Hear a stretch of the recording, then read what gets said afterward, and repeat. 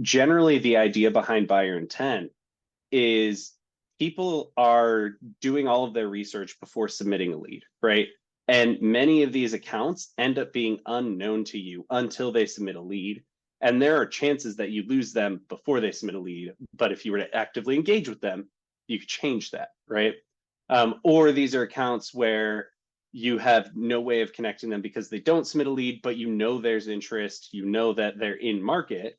Well, that's what buyer intent can bring up to you, is show you all of these accounts that are in market that are interested. And when you pair it with a partner marketplace, now you actually have a way to ask for an intro to this unknown person at this company.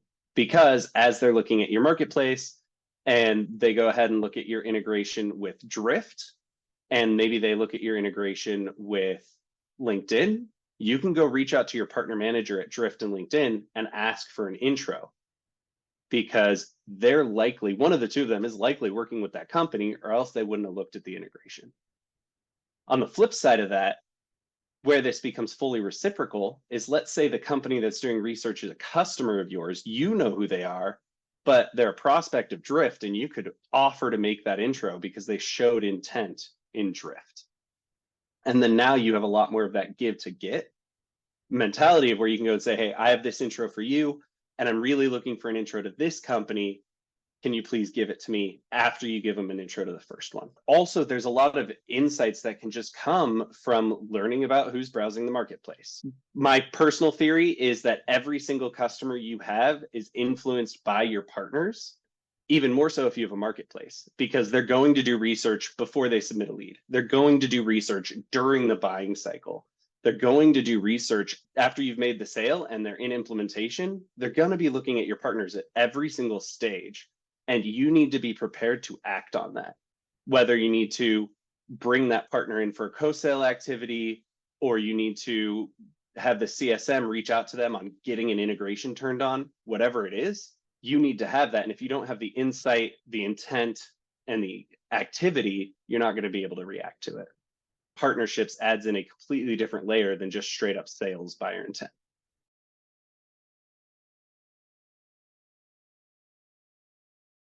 One of the things that I think is really interesting about how buyer intent through the marketplace changes how partnership teams work is how it actually brings a lot more data and insight into how customers interact with partners in a passive way, instead of having to go ask them, having to go ask your partners what has happened. You can actually see that, oh yes, Salesforce came to our website, they came to our partner marketplace, they looked at 4 of our integrations, and then they went and submitted a lead. Well, that's influence right there, just as much as the website as marketing should get counted influence on Salesforce becoming a lead, so should partnerships, and buyer intent can help do that. Another side of that is when companies talk about further down the sales funnel, right? When the sales team is working through all of these exceptions that a customer may come up with, and that customer needs to see the details around a specific partnership, a specific integration, it'll show up there, and you can show that you assisted later in the deal cycle.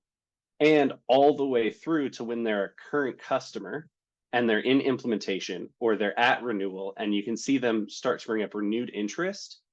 And now, as a partnership team, you're talking about influence that you're pushing to the CSM team that's actually driving longer retention of the customer, maybe helping prevent a churn because this information is now surfaced, and it can come directly from the partnership team to the rest of the organization.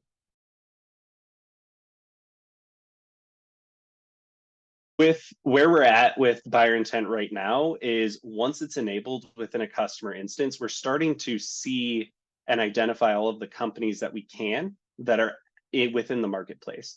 And what we're doing with that information, what we're surfacing is, we have the ability to surface it to the marketplace owner, but also to the partners. So they can see who's browsing, they can filter down to companies that they might care about, and really drill into what they're doing. So our customer can go in and see all of the partners that that company looked at, all of the categories that they clicked on, and see actually every interaction they had on the marketplace step by step in a simple view to see where they started, how they traversed the marketplace and got to where they were going. partners will have access to all of that same information specific to them. So they're able to see the companies who are looking at their listings. They're able to see the activity that how those companies got to them. So if it's a partner who's in multiple categories, maybe let's say marketing automation and sales engagement, and that company that's doing the research, let's say Salesforce, they get to this partner through sales engagement and not through marketing automation, that's information that they can share with their sales team to help with that deal. So I'm really excited about the next phase of buyer intent, because this is taking it from just being data to actually the goal of making it actionable. We're going to, between our integrations with Reveal and Crossbeam that we're actively working on, we're going to have two sides of this. One that benefits your prospect and customer who's browsing the marketplace. If we identify them, we can go check what the overlaps are in Reveal and Crossbeam. And instead of them having to search through your entire marketplace, we're going to surface all of the ones where there is some sort of overlap, whether they're a customer of them or an opportunity or even a lead. We can surface that up so they see the ones that are going to be most important to them at the very beginning of looking at the marketplace. And we're going to be able to bring that in app as well, so that we can surface to them the most important ones for them to go turn on the integrations or directly connect with those partners. For our customers, the flip side of this and their partners is that with the overlap data, we'll actually have individuals that we can say, oh, Salesforce is coming to your marketplace. They are also in pipeline for Drift, and they're a customer of another one of your partners like LinkedIn. And now you know who you can connect with. You know whether it's a co-sale or a referral. And you can do that both ways, because you'll see the ones that they're a customer of yours and they're a prospect of Drift. And so now you've got a way to actually, with all of this information, deeply see what the status is, take action on it, and move it into a pipeline between you and your partner, and have that information show up in Partner Fleet and in Reveal, and ultimately into your CRM for both you and your partner.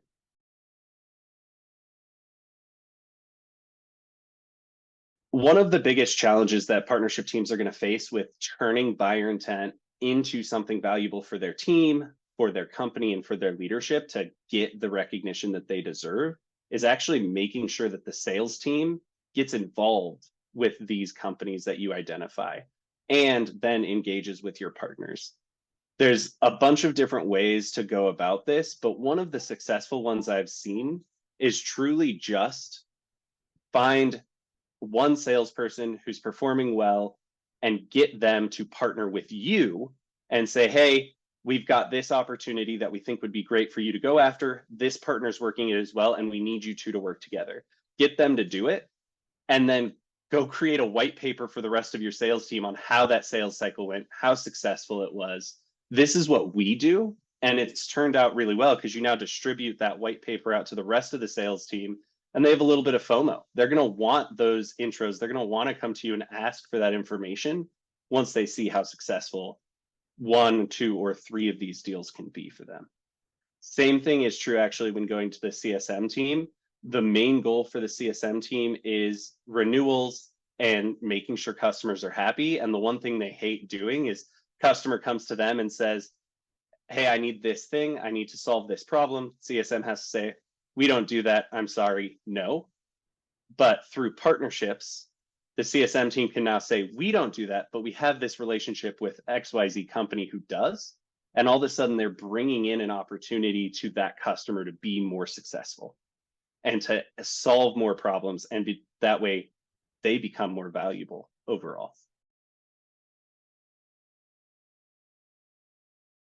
There's a lot of different sources where buyer intent comes into play. You've got companies like G2, which have millions of people coming to their website every month and converting that into intent that your sales team can act on. There's your own website, if you use something like 6 Sense or Clearbit to identify all of the companies on your own website, and your sales team can use that. But from a partnership perspective, it's much more limited in what you can do. There's people out there who will put buyer intent on a marketplace, but they're not turning it into anything more actionable than any other place you can get buyer intent. And we're actually thinking about it from the perspective of partnerships. It's a very different experience when you have other companies involved in this data around who's doing research, what they're looking for.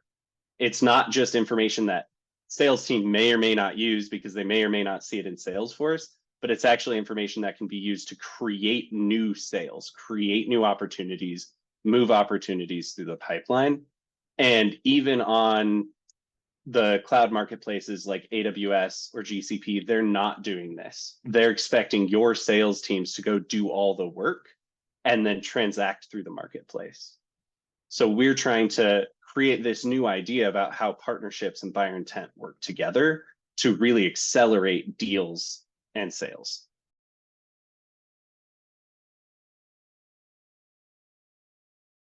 The idea for buyer intent within Partner Fleet came from my experience at G2. I was on the engineering team and I helped build the first version of buyer intent and take that to market at a company that was just selling listings to now selling data. The data became invaluable. We started to see amazing experiences of what our customers were doing with it. And we started to productize all of those same things. And I was leading a lot of those projects. I learned how people use it. I learned when it's valuable and when it's not. And there's a lot of ways to make buyer intent not valuable. And we're avoiding all of those pitfalls because I've done it before. And I'm really excited about what this will do as we bring it to market and how it'll change how partnerships and sales CSMs work together.